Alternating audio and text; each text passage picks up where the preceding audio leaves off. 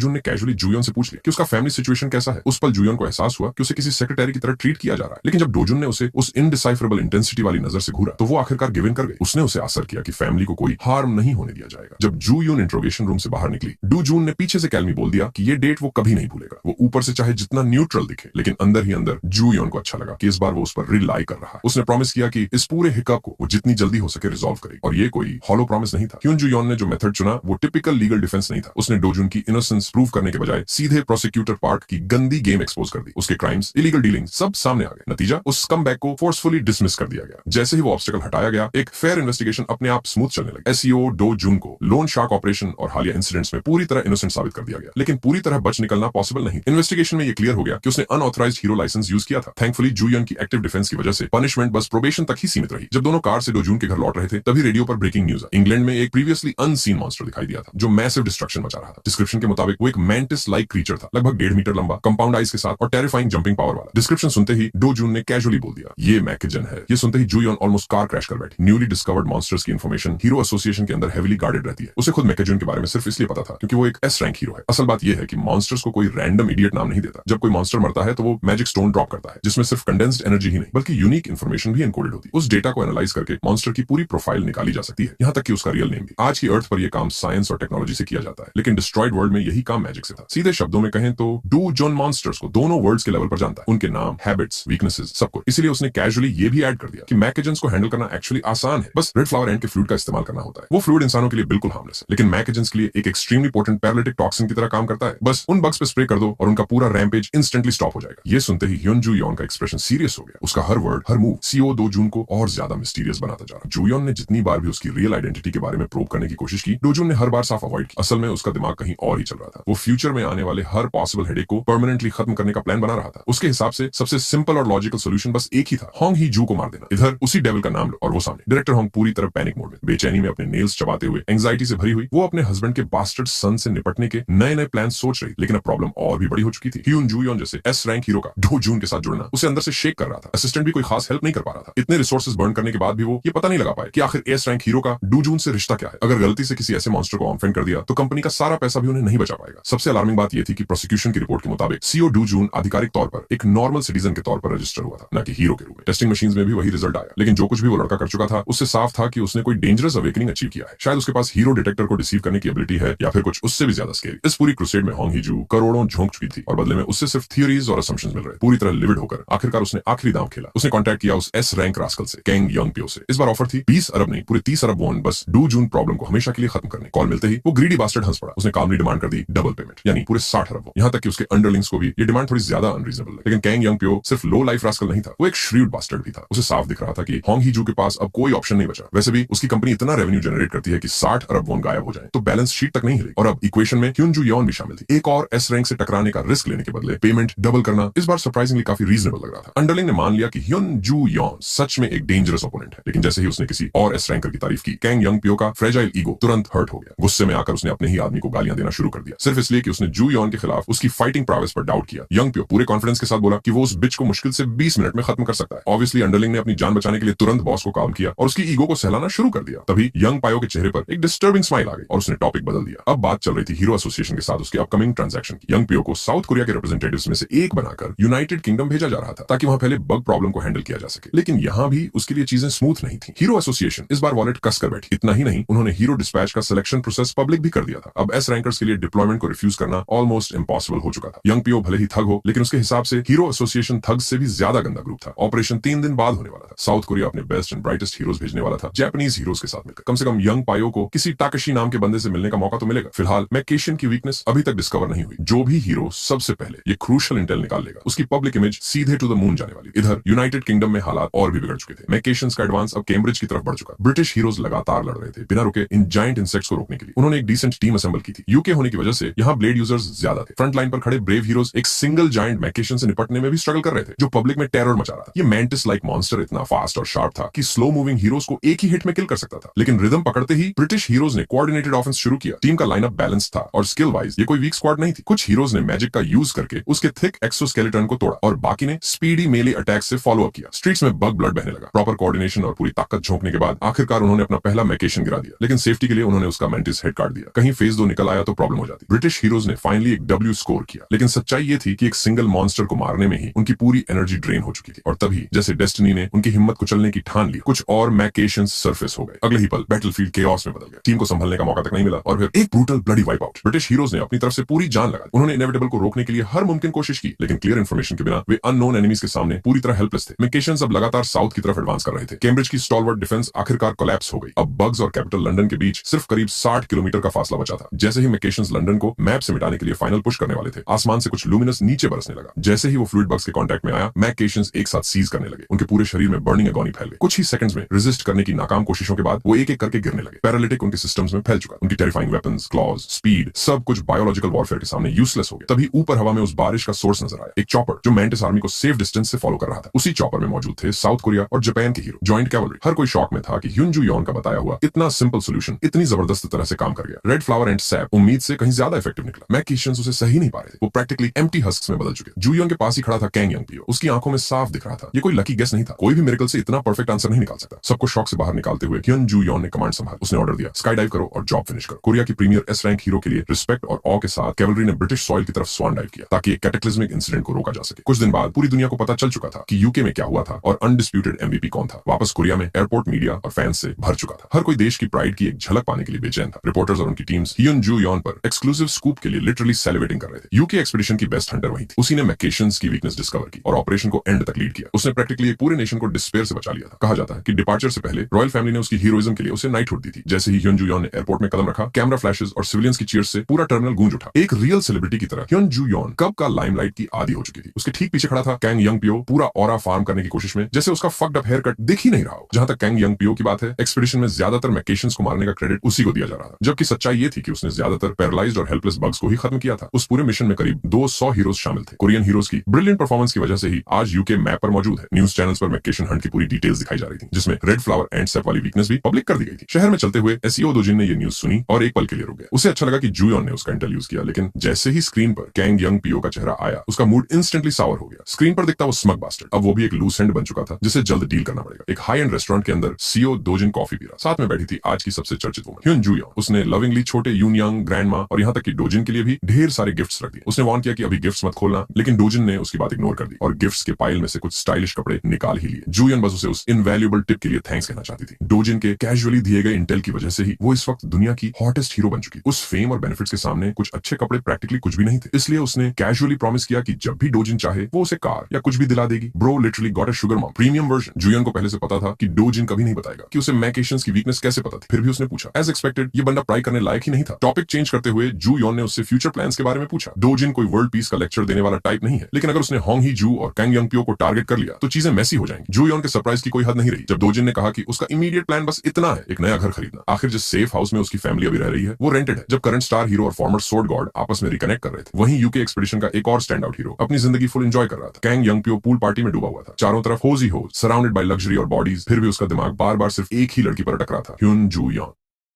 Kang young पियो जानता था कि वो लड़की पहले इतनी फॉर्मिडेबल नहीं थी। कहीं ना कहीं वो बदल चुकी है। उसे ये भी समझ आ रहा था कि जू यॉन जानबूझकर इस बात को छुपा रही है कि उसे उन बग्स की वीकनेस कैसे पता चले। कोरिया लौटते वक्त फ्लाइट में यंग पियो ने उसे पोक करने की कोशिश की और एसईओ डोजिन के बारे में कुछ इन्फॉर्मेशन निकालने लगा। उसने जानबूझकर वो इंसिडेंट छिड़ा जब डोजिन करप्ट प्रोसिक्यूटर के चक्कर में फंसा था और जू यॉन आखिरी मोमेंट में आकर सिचुएशन संभाल ली। इतना ही नहीं, कांग चियोल वू के फटे जाने के वक्त भी वही मौजूद थी। ये समझते हुए कि वो उसे प्रोवोक कर रहा है, जू यॉन ने कामली कहा कि उस स्कफल की शुरुआत चियोल वू जैसे डम्बाइस ने खुद की थी। उससे पहले उसने डोजिन को मर्डर करने की कोशिश की थी और बुरी तरह फेल हुआ। कैंग यंग पायो के चेहरे पर एक ट्विस्टेड डिमेंटेड स्माइल आ गई और उसने एग्री किया। उसने भी माना कि वो इडियट पेटी कैश के लालच में अंधा हो गया, लेकिन फिर भी चियोल वू उसका कजिन था और वो उस रिश्ते को एक्सक्यूज बनाकर कभी भी एसईओ डोजिन से रिवेंज ले सकता था। एक पल के लिए जू यॉन ऑलमोस्ट इमोशन दिखा बैठी, लेकिन सामने बैठा श्रूड बास्टर्ड उसे बारीकी से ऑब्जर्व कर रहा था। उसने तुरंत खुद को डिस्टेंस किया और साफ कहा कि अगर आगे कुछ होता है तो वो इंटरफियर करने की पोजीशन में नहीं होगी। यंग पियो कंफ्यूज्ड हो गया। उसे पूरा यकीन था कि जू यॉन और डोजिन के बीच कुछ ज्यादा ही क्लोजनेस है, लेकिन उसने बाकी फ्लाइट में उसे कंप्लीटली इग्नोर किया। जू यॉन ने बस अपना स्लीप मास्क लगाया और दोबारा नैप लेने लगा। फिर भी उस कॉन्वर्सेशन के बाद भी यंग पियो के मन से ये फीलिंग नहीं गई कि जू यॉन पूरी तरह ऑनेस्ट नहीं थी। उसका पैरानॉइड दिमाग अब भी एसईओ डोजिन को लेकर कॉशियस बना हुआ था। उधर इंग्लैंड में लॉन्ग सटन, जहां से मॉन्स्टर ब्रेकआउट शुरू हुआ था, वो इलाका अब भी तबाही के निशान लिए खड़ा था। ब्रिटिश हीरो एसोसिएशन ने अपने लिमिटेड हीरोज को रिफ्ट्स के अंदर डिप्लॉय किया ताकि सेकंड वेव आने से कम मैजिक स्टोन्स सिक्योर किए जा सकें। बाहर खड़े गार्ड्स आपस में डिस्कस कर रहे थे कि अगर उन्हें पहले से पता होता कि मैकेशंस को बस रेड फ्लावर एंड एसएपी से रोका जा सकता है तो वो आराम से डी रैंकर्स बनकर शाइन कर सकते थे। अगर वेव को अर्ली स्टेज में रोक लिया जाता तो अनगॉडली अमाउंट में मैजिक स्टोन्स फार्म किए जा सकते। असल बात यह है कि एक बार जब किसी रिफ्ट से मॉन्स्टर वेव निकल जाती है तो वो कभी गेट में कन्वर्ट नहीं हो सकता। और सेकंड वेव में अक्सर कंप्लीटली डिफरेंट टाइप के मॉन्स्टर्स निकलते हैं। रिकॉर्ड्स में ऐसे कई केसेस हैं जहां सेकंड वेव ने पूरे देशों को इरेज कर दिया। अननोन फैक्टर ही सबसे खतरनाक होता है, और तभी अचानक उस रिफ्ट ने थ्रॉप करना शुरू कर दिया। रेड टीम कुछ देर पहले ही अंदर मैजिक स्टोन्स हार्वेस्ट करने गई थी और अब कुछ बहुत गलत होने वाला था। अभी सिर्फ 5 घंटे ही हुए थे, फिर भी डी रैंक गार्ड्स ने निगरानी और सख्त कर दी थी, क्योंकि रिफ्ट्स के आसपास डेस्परेट सिविलियंस का लूस मैजिक स्टोन्स चुराने आ जाना कोई नई बात नहीं थी। लेकिन इस बार कुछ अलग हुआ। माइनिंग टीम के बाहर आने के बजाय पूरा रिफ्ट ही जैसे टूटकर बिखर गया। रिफ्ट से कोई और ही बाहर निकला, ना इंसान ना हीरो। उसका ह्यूमनॉइड चेहरा स्कार से भरा हुआ, और जो आर्मर उसने पहन रखा था वो किसी और ही दुनिया का लग रहा था। ये आदमी बिल्कुल भी हीरो नहीं था। उसके कपड़े और जख्म इतने अनरियल थे कि देखने वालों की रूह कांप जाए। गार्ड्स एचक्यू से कांटेक्ट भी नहीं कर पाए थे कि अचानक उनका शरीर उनके कंट्रोल से बाहर चला गया और वो हवा में तैरने लगे। उस आदमी ने बस एक कदम आगे बढ़ाया और ऐसा लगा जैसे उसने टेलीपोर्ट कर लिया। बिना किसी एफर्ट के उसने गार्ड्स को हवा में उठाए रखा। ब्रिटिश गार्ड नंबर 1 ने यूके की सिग्नेचर वेपन 3 नाइव्स से काउंटर करने की कोशिश की। ब्लेड्स अपने टारगेट तक पहुंची, लेकिन हवा में कई सर्कुलर ग्रीन लाइट्स उभरी और उन नाइव्स को ऐसे मिटा दिया जैसे वो कभी थी ही नहीं। भारी खुरदरी आवाज में उस आदमी ने कहा कि ये गार्ड्स बेहद वीक है। उसने मुट्ठी भींची और ग्रीन लाइट्स ने हरकत की। अगले ही पल गार्ड्स के शरीर टुकड़ों में कटने लगे। आर्म्स, लेग्स सब अलग। जॉब करते करते बिना लिम्ब्स का मैनिकिन बन जाना, इससे ज्यादा हॉररिंग कुछ नहीं हो सकता। उसके शरीर से एक डार्क मीज़मा निकलने लगा। उसी मीज़मा से उसने स्पेस पर कंट्रोल लिया और एक गार्ड का स्मार्टफोन अपनी ओर खींच लिया। उसने डेट चेक की। अर्थ पर आए हुए पूरे 10 साल हो चुके थे, फिर भी उसका मिशन अभी 20% भी पूरा नहीं हुआ था। इतने डिमेंशन रिफ्ट्स खोलने के बाद भी क्या उसे फेलियर मान लेना चाहिए? नहीं, बस माइनर कंसंट्रेशन बढ़ानी हो। लेकिन उससे पहले इस प्लेनेट को थोड़ी सफाई की जरूरत थी। वीकलिंग्स को वीड आउट करने का समय आ चुका था। दूसरी तरफ साउथ कोरिया के पाजू रीजन में एक लड़का अपनी रूटीन फार्मिंग पर निकला हुआ था। दुनिया के दूसरे कोने में क्या तबाही मच रही है उसे कोई अंदाजा नहीं था। एक बैकपैक टांगे एसईओ डोजिन रिस्ट्रिक्टेड एरिया में घूम रहा था। तभी उसके सेंसेस अलर्ट हो गए। जमीन में एबनॉर्मल वाइब्रेशंस महसूस हो रहे, जैसा उसने सोचा था। डिस्गस्टिंग वर्म मॉन्स्टर्स का एक पूरा बटालियन जमीन फाड़कर बाहर निकल आए। उनके शरीर मेटेलिक स्पाइक्स से भरे थे और मुंह शार्प फैंग्स की लेयर्स से। इतने फ्लैशी पावर डिस्प्ले के बीच डोजिन बिल्कुल काम खड़ा, न पैनिक न फियर। मॉन्स्टर्स की ओर देखने के बजाय उसने नीचे ध्यान दिया, उन होल्स की तरफ जो वर्म्स ने जमीन में बना, और यही से असली फार्मिंग शुरू होने वाली। डोजिन ने बस एक नजर में जमीन के होल को देखा और अंदाजा लगा 100 मीटर रेडियस के अंदर लगभग 26 वर्म्स अंडरग्राउंड मौजूद है। उसके चेहरे पर एक टेढ़ी सी मुस्कान है। उसने अपने हाथ में मना इकट्ठा किया, बग्स को टेस्ट करने के लिए बेचैन। उसके दिमाग में सिर्फ एक सवाल था, पहले अटैक में कितने बच पाएंगे। उसने कॉन्सेंट्रेटेड मैना ब्लास्ट को सीधे होल के अंदर दाग दिया। उसके बाद एक अजीब सी खामोशी छा गई। कुछ सेकंड तक कुछ नहीं, फिर अचानक पूरे इलाके में जबरदस्त एक्सप्लोजन्स गूंज उठे। डिब्री, आग और जलती लपटों के साथ नीचे छिपे हर वर्म को जमीन के ऊपर आने पर मजबूर होना पड़ा, वरना जिंदा जल जाना तय था। डोजिन हार्ड वर्क से ज्यादा स्मार्ट वर्क में विश्वास रखता है। इस टेक्निक से ना उसे हाथ गंदे करने पड़े, ना अपनी ड्रिप खराब करनी पड़ी। वो आराम से उन डिस्गस्टिंग वर्म से फ्री मैजिक स्टोन्स फार्म कर रहा था। उसी वक्त सिटी के अंदर एक बेहद सीरियस मीटिंग चल रही। कोरिया हीरो एसोसिएशन के डेप्यूटी डायरेक्टर मिन होंकी और उनके बॉस ना ताइवांग एक ऐसे यंग मैन पर चर्चा कर रहे थे जिससे डील करना मुश्किल होता जा रहा। जाहिर है पार एसईओ डोजिन की ही हो रही थी। रिपोर्ट्स के मुताबिक उसकी स्ट्रेंथ को स्टैंडर्ड हीरो मीटर से मेजर ही नहीं किया जा सकता था। एसोसिएशन के कुछ एग्जीक्यूटिव्स, खासकर वाइस प्रेसिडेंट पार्क स्योंग चोल, इसे न सिर्फ प्रिपोस्टरस बल्कि डेंजरस भी मानते थे। उनके हिसाब से ऐसा इंसान खुलेआम देश में घूम रहा ये एक्सेप्टेबल नहीं था। वो चाहते थे कि एसईओ डोजिन एसोसिएशन को जवाब दे। डेप्यूटी के इंटेल के मुताबिक सीईओ डोजिन से जुड़ी हर अजीब घटना की जड़ कंग छे और वू की उस इविल प्लान से शुरू होती। गेट रेड में जहां डोजिन को मर जाना चाहिए था, वहीं उसने अवेकन किया और उसी दिन से वो पूरी तरह बदल गया। इसके बाद उसने बदला लिया और मापो के नए रिफ्ट को अकेले हैंडल कर लिया। हाँ, कई बार उसके एक्शंस जरूरत से ज्यादा ब्रूटल रहे, लेकिन उसके पास हर बार ठोस वजह थी। कुल मिलाकर एसईओ डोजिन की पावर को एक ही कैटेगरी में रखा जा सकता था, ओवरवेलमिंग फोर्स। ना ताइवांग ने सोचा कि एक वाइल्ड हॉर्स को काबू में करना सबसे मुश्किल होता है, लेकिन जब वही घोड़ा आपके स्टेबल में हो तो यही सबसे बड़ी ताकत बन जाता है। इस डिस्कशन की असली वजह थी डोजिन की एक रिक्वेस्ट, ऑफिशियल हीरो लाइसेंस। उसे स्पेशल प्रिविलेज दी गई थी कि वो स्टैंडर्ड प्रोसीजर स्किप कर सकता है, क्योंकि उसके पास एक गारंटर था, और वो गारंटर कोई और नहीं बल्कि देश की गोल्डन गर्ल एस रैंक ह्युन जुयोन थी। उसका नाम सुनते ही एसोसिएशन के बूढ़े अफसर हक्के बक्के रह गए। इस वक्त जुयोन की पॉपुलैरिटी इतनी ज्यादा थी कि उसे ऑफेंड करने का रिस्क कोई नहीं ले सकता था। नतीजा ये निकला कि एसईओ डोजिन का हीरो लाइसेंस बिना किसी अड़चन के अप्रूव कर दिया, फास्ट ट्रैक। और इसी तरह बिना एसोसिएशन के दफ्तर में कदम रखे एसईओ डोजिन ऑफिशियली साउथ कोरिया का 8वां एस रैंक हीरो बन गया। अपनी नई एस रैंक स्टेटस की बदौलत अब डोजिन दिल खोलकर किसी भी रिफ्ट जोन में हंट कर सकता। सच कहें तो ऐसा प्रिविलेज होना बिल्कुल भी बुरा नहीं। पाजू रिफ्ट जोन में जिस तरह से उसने तबाही मचाई, खतरनाक वर्म्स को जला जलाकर राख बना दिया, उसकी खबर बहुत जल्दी एसोसिएशन के डायरेक्टर तक पहुंच गई। वो डरावना सा बूढ़ा डायरेक्टर ये सुनकर काफी अम्यूज्ड हो गया कि देश का नया एस रैंकर अपने टाइटल पर अभी से खरा उतर रहा है। आखिर रोज रोज कोई हीरो अकेले बिना गिल्ड या एलाइज के सेकंड डिग्री रिफ्ट में घुसकर मैसेकर नहीं करता। आम लोगों की नजर में तो ये सीधी सी इंसैनिटी। जो वाइस प्रेसिडेंट पहले एसईओ डोजिन के सबसे बड़े विरोधी थे, अब वही ये सजेस्ट करने लगे कि इस यंग मैन की आइडेंटिटी पब्लिक कर दी जाए ताकि एसोसिएशन एक नए राइजिंग स्टार को प्रमोट कर सके। लेकिन शुक्र है कि डेप्यूटी डायरेक्टर मिन होंकी ने उस लालची और बेवकूफाना आइडिया को वहीं रोक। मिन होंकी ने साफ कहा कि किसी को भी पब्लिक फिगर बनाने से पहले सबसे जरूरी है उस इंसान की कंसेंट। बिना पूछे उसे स्पॉटलाइट में धकेलना सही नहीं होगा। वाइस प्रेसिडेंट ने तर्क दिया कि अनरेस्ट के इस दौर में लोगों को एक नए एस रैंक हीरो के रूप में होप का सिंबल देना मैसेस का स्ट्रेस कम कर सकता है। उसने पूरी कोशिश की कि डायरेक्टर ना ताइवांग को मना ले, लेकिन वो बूढ़ा इतना लापरवाह नहीं था। एसोसिएशन कोई भी कदम उठाने से पहले वो लड़के से फेस टू फेस मिलना चाहता था। उधर डेविल की बात चल ही रही और सीईओ डोजिन अभी भी अपने वर्म किलिंग मैराथन में लगा हुआ था। अगर वो माना एक्सप्लोजन इस्तेमाल नहीं कर रहा था तो फिर सीधी सादी ब्रूट फोर्स से काम ले रहा था। एक वर्म को काटते ही बाकी रिगलिंग बास्टर्ड्स उसके ऊपर मंडराने लगते। आम हीरोज के लिए ये मॉन्स्टर्स नाइटमेयर होते, लेकिन डोजिन के दिमाग में उनकी हर मूव पहले से टेलीग्राफ थी। उसने अपने हाथ को जलते हुए मैना से एनहांस किया और एक जबरदस्त वाइड स्वीप मारा। उसी एक बार में दर्जनों वर्म मॉन्स्टर्स जलते इकट्ठे हुए सिर से धड़ अलग हो गए। वो जमीन पर उतरा और उसके पैरों के चारों तरफ डेड वर्म्स की लाशों का ढेर गिर पड़ा। डोजिन उन कॉर्प्सेस के पहाड़ के ऊपर खड़ा होकर पूरा ऑरा फार्म कर रहा था। उसके हाथ अब भी टेक्निक के आफ्टर बर्न से सुलग रहे थे। उसने गहरी सांस ली और बची खुची फ्लेम्स को झटक कर बुझा दिया। जैसा कि उम्मीद थी, लगातार हाई लेवल मॉन्स्टर्स को हंट करने और मारने में मैना कंजम्पशन कोई मजाक नहीं था। इस प्रॉब्लम को सॉल्व करने के लिए आखिरकार एसईओ डोजिन ने डिसाइड किया कि अब उसे एक बिफिटिंग वेपन चाहिए, और जाहिर है सही इक्विपमेंट लेने की सबसे बेस्ट जगह थी गासन हीरो कॉम्प्लेक्स। एसईओ डोजिन ने एक बिल्कुल नॉर्मल सा दिखने वाला स्टोर चुना और अंदर घुस गया। अंदर काउंटर के पीछे एक ब्रूज्ड अप सा डूड बैठा था, बोर्डम मारने के लिए फोन चला रहा था। जैसे ही वेलकम बेल बजी, उसने बिना ऊपर देखे ही पूछ लिया कि कस्टमर की रिजर्वेशन है या नहीं। एसईओ डोजिन ने उस बेकार सवाल को इग्नोर किया और सीधा अपना बैकपैक काउंटर पर पड़ा दिया। उसने ठंडे लहजे में कहा कि वो अंदर पड़े मटेरियल से एक वेपन क्राफ्ट करवाना चाहता है। ये सुनकर वो बम चिढ़ गया और बोला कि बिना रिजर्वेशन वो किसी को सर्विस नहीं देते। सच ये था कि डोजिन को इस स्ट्रिप के लगभग हर शॉप से रिजेक्ट किया जा चुका था। सब बोल रहे थे कि वो फुली बुक्ड है। ये अकेली शॉप थी जिसने उसका फोन कॉल उठाया था, फिर भी वो बम सीधा मना कर देता है। असल में उसे इस बात का गुस्सा था कि उसे फोन से नजर हटानी पड़ी। डोजिन का पेशेंस अब डेंजरसली थिन हो चुका था। उसने एक झटके में उस बम को कॉलर से पकड़ लिया। गालियां और थ्रेट्स को इग्नोर करते हुए डोजिन ने बस इतना पूछा कि शॉप का ओनर कौन है। वो लड़का बड़ी अकड़ से बोला कि उसका फादर इस बिजनेस का मालिक है। डोजिन ने ठंडे अंदाज में कहा कि फिर बेटर है वो जल्दी से डैडी को कॉल कर ले। सीईओ डोजिन यहाँ किसी रैंडम रीजन से नहीं आया था, बल्कि उसे एक ट्रस्टेड रिकमेंडेशन मिली। उसने उस लड़के को छोड़ दिया। वो स्कॉफ करता हुआ पीछे के रूम में गया और अपने फादर को बुलाया। थोड़ी देर बाद वर्कशॉप से एक बूढ़ा आदमी निकला जिसने मॉडिफाइड वेल्डिंग मास्क पहन रखा था। उसका नाम था चॉय चियोल गुआन, हीरो आर्मामेंट्स का मास्टर क्राफ्ट्समैन। डोजिन ने बताया कि वो यहाँ ह्युनजू यॉन की रिकमेंडेशन पर आया। ये नाम सुनते ही फादर सन दोनों सीरियस हो गए। आखिर पूरा देश उस नाम को जानता है। ओल्ड मैन चॉय को बस इस बात पर हैरानी हुई कि कोई एस रैंक सेलिब्रिटी उसकी क्राफ्ट के बारे में जानती है। एसईओ डोजिन चिट चैट के मूड में नहीं था। उसने सीधे अपने बैग से मटेरियल्स निकाल दिए। मास्टर क्राफ्टमैन ने ध्यान से इंस्पेक्शन किया और पहचान लिया कि ये जायंट ब्लैक वाइपर का फैंग है। ऐसा मटेरियल उसने काफी समय बाद देखा था। एसईओ डोजिन की डिमांड सिंपल थी। उसे इसी मटेरियल से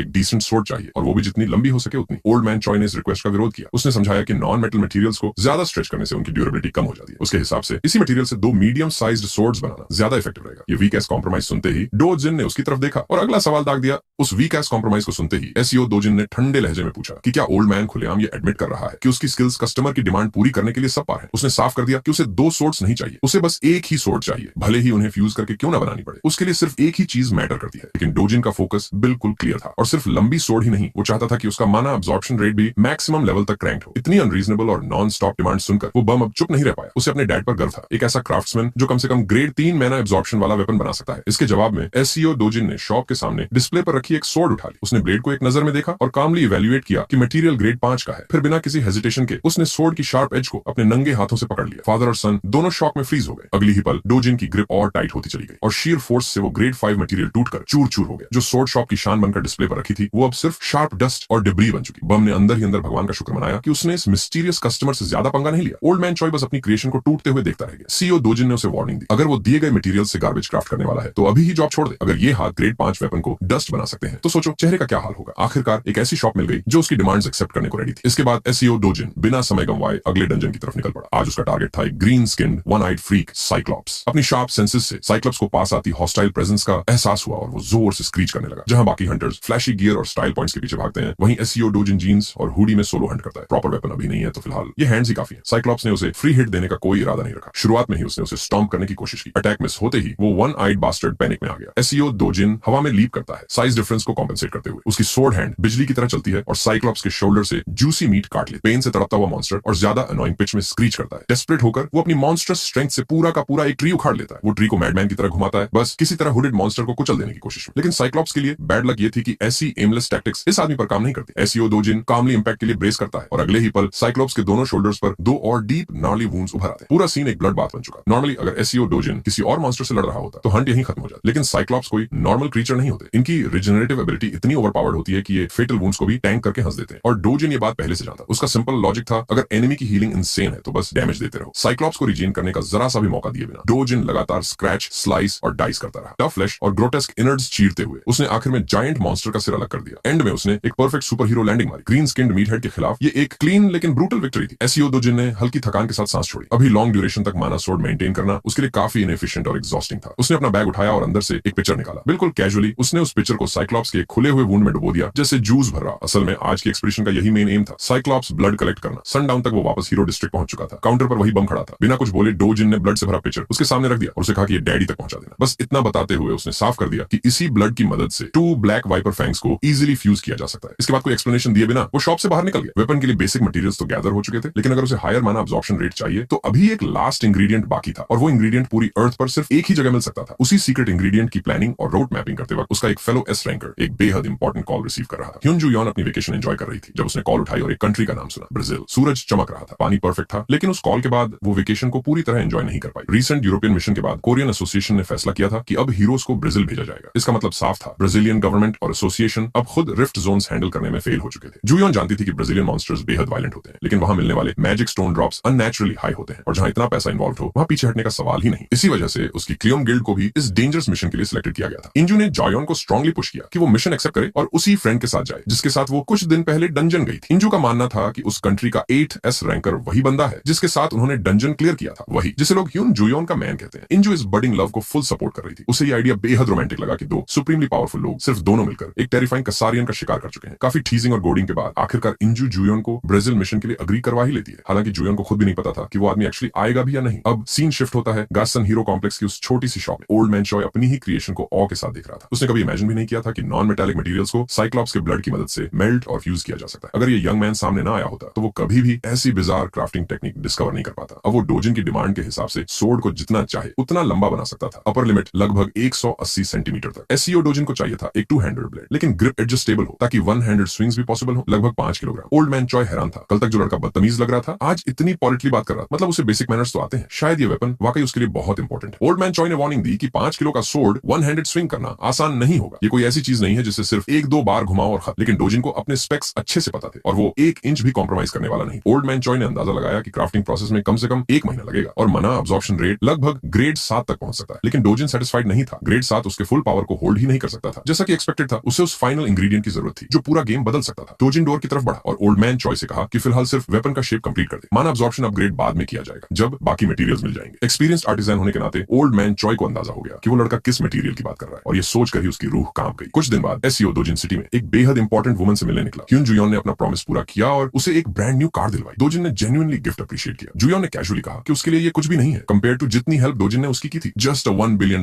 कार, जैसे कोई छोटी सी चीज हो। जब डोजिन ने मुस्कुराकर उसे थैंक्स कहा तो जुयोन एक पल के लिए फिर से शाई लड़की बन गई। और जब डोजिन अपने नए व्हील्स के हर इंच को इंस्पेक्ट कर रहा था, जुयोन ने कैजुअली पूछ लिया हीरो एसोसिएशन में उसके साथ आखिर हुआ क्या था। बिग विग से मीटिंग के बाद उन क्रस्टी ओल्ड मैन ने सीईओ डोजिन की इंफॉर्मेशन पब्लिक करने का प्रपोजल रखा, लेकिन डोजिन ने साफ कह दिया अगर ऐसा करना है तो उन्हें हेफ्टी पेमेंट देनी पड़ेगी। वो जानता था कि प्रेसिडेंट ना ताइवान जेन्युइनली ग्रेटर गुड के बारे में सोचते हैं, लेकिन पॉलिटिक्स हर चीज को गंदा कर देती है। आखिरकार नेगोशिएशंस फेल हो जाती है। एक्सटर्नल एग्जामिनेशन खत्म होते ही डोजिन अपनी नई कार में बैठ गया। ह्यून जुयोन क्वाइटली पैसेंजर सीट पर आकर बैठ गई। सीट बेल्ट लगाते हुए उसने अपकमिंग ब्राजील ऑपरेशन के लिए एसोसिएशन की प्रिपरेशंस का जिक्र किया। जैसे ही उसने ब्राजील कहा, डोजिन ने बाकी सारी बातें इग्नोर कर दी। वो उसकी तरफ झुका और जेन्युइनली पूछ बैठा क्या तुम जा रही हो। जुयोन चौंक गई। हकलाते हुए बस इतना ही कह पाई कि हाँ वो जाए। ये सुनते ही डोजिन ने कैजुअली इनवाइट कर लिया तो फिर साथ चलते हैं। ब्राजीलियन एस रैंकर रेज कोई मजाक नहीं था और डोजिन की इस इन्विटेशन ने देश की टॉप हीरोइन का दिल लिटरली स्किप करवा दिया। लेकिन इसी वक्त सीईओ डोजिन की वजह से एक और औरत गुस्से और शर्म से लाल हो रही। रिच बिच होंग हीजू इस समय कैंग यंग पियो के हाथों और ज्यादा पैसे लुटवा रही। यंग पियो उसे उकसा रहा था कि ऐसे वक्त में पैसे बचाने की कोशिश मत करो। उसने पहले ही $3 अरब एडवांस ले लिया था, फिर भी और पैसे मांग रहा। सबसे बड़ी बात, इस आदमी ने अभी तक एसईओ डोजिन को मारने वाला सपोज जॉब शुरू तक नहीं किया था। पेशेंस खत्म होती देख होंग हीजू ने सीरियसली सोचा कि किसी और को हायर कर ले। उसके हिसाब से दुनिया में लो लाइफ्स की कोई कमी नहीं जो ढेर सारा कैश देखकर बिना सवाल पूछे किसी को भी मार दे। यंग पायो बस हंस पड़ा और उसके आउटडेटेड इंटेल का मजाक उड़ाते हुए एक फ्री टिप दे दी। उसने अभी अभी पता लगाया था कि एसईओ डोजिन अब देश का लेटेस्ट एस रैंकर बन चुका है। मतलब अब वो प्रैक्टिकली उसके बराबर खड़ा था। डायरेक्टर होंग को यकीन ही नहीं हुआ कि वही वीक विल्ड बच्चा जिसे उसने परिवार से निकाल दिया था अब किसी सुपर ह्यूमन में बदल चुका है। यंग पियो ने बताया कि ये इन्फॉर्मेशन उसने खुद के पैसों से सिक्योर की है। अगर होंग ही जू मानना नहीं चाहती तो बस वेट करे जब एसईओ डोजिन इस टावर पर चढ़ेगा और खुद आकर उसे खत्म करेगा। फियर और डेस्परेशन ने होंग ही जू को जकड़ लिया। उसने यंग पायो को जाने से रोक लिया। वो अपनी लिमिट से बाहर थी और वो मरना नहीं चाहती। इस पागल औरत ने प्रॉमिस किया कि एसईओ डोजिन को पिक्चर से बाहर करने के लिए जितना भी पैसा लगेगा वो दे। कैंग यंग पियो मुस्कुराया और बोला उसने अपना मन बदल लिया। एक्स्ट्रा कैश लेने के बजाय कैंग यंग पियो ने कहा कि वो आगे चलकर डायरेक्टर के कॉन्ग्लोमरेट के साथ एक स्ट्रॉन्ग बिजनेस पार्टनरशिप चाहता है। इस पॉइंट पर होंग ही जू किसी भी तरह की पेमेंट के लिए खुशी खुशी हाँ बोलने को तैयार थी। उसी पल यंग पियो के फोन पर एक बेहद इंपॉर्टेंट टेक्स्ट मैसेज आया। लगता है किस्मत ने उस बदनाम औरत पर थोड़ी सी मेहरबानी कर दी थी। एसईओ डोजिन को हटाने का परफेक्ट चांस खुद चलकर सामने आ गया था। कुछ दिन बाद पूरे देश में एक और इंटरनेशनल एक्सपीडिशन की खबर से हलचल मच गई। देश के हीरोज को फिर से बाहर भेजा जा रहा था। इस मिशन को एक्सेप्ट करने वाले सारे एस रैंकर्स अब एक लग्जूरियस प्राइवेट जेट में सवार थे। सोशल मीडिया पर लोग एक्साइटेड थे। 5 एस रैंकर्स एक ऐसे देश को बचाने जा रहे थे जो अनाहिलेशन के ब्रिंक पर खड़ा था। कोरियन यूजर्स गर्व से फूले नहीं समा रहे। इन एस रैंकर्स में एक नाम था जंग सूंग हो, वही जिसने अकेले दम पर पी ग्रुप को टॉप तक पहुंचा दिया था। यह आदमी मिशन सिर्फ तब एक्सेप्ट करता है जब उसमें टन्स ऑफ मनी हो। फिर था पार्क है इल। उसकी गिल्ड हाल ही में लगभग खत्म हो चुकी थी तो इस एक्सपीडिशन का कैश रिवॉर्ड उसके लिए बेहद जरूरी था। ह्यून जुयोन दूसरी तरफ इस समय देश की नेशनल हीरो थी। उसने अभी अभी ब्रिटेन को बचाया था और बिना आराम किए सीधे ब्राजील जा रहे। वहीं कंग यंग पियो भी जरूर जा रहा, खासकर तब जब उसे पता चला कि मिशन में मिलने वाले हर मैजिक स्टोन पर टैक्स एग्जेम्पशन मिलेगा। एक single mid high magic stone किसी नॉर्मल इंसान की जिंदगी बदल सकता। इंटरनेट पर जहां बाकी एस रैंकर्स की तारीफें हो रही थी, वहीं एक नाम ऐसा भी था जिस पर तारीफ से ज्यादा सवाल उठ रहे। एसईओ डोजिन। लोग उसे एक यंग रूकी मान रहे थे जो इंटरनेशनल स्टेज पर डेब्यू कर रहा है। नथिंग फैंसी, बस एक नया चेहरा। लेकिन इन 5 हीरोज के फूड चेन के टॉप पर होते हुए ब्राजील में केओस था। एक लंबे और अनइवेंटफुल फ्लाइट के बाद टीम आखिरकार साओ पाउलो ब्राजील पहुंच गई। ब्राजीलियन हीरो एसोसिएशन पहले से मीटिंग में बैठी थी। ये डिस्कस डिस्कस करने के लिए कि आगे सब कुछ कैसे हैंडल किया जाएगा। वो कोरियन एक्सपीडिशन टीम का स्वागत करने को ईगर थे। आखिरकार हेल्प मांगे गए सभी देशों में से सबसे तेज रिस्पांस इन्हीं लोगों ने दिया था। कुछ एस रैंकर्स तो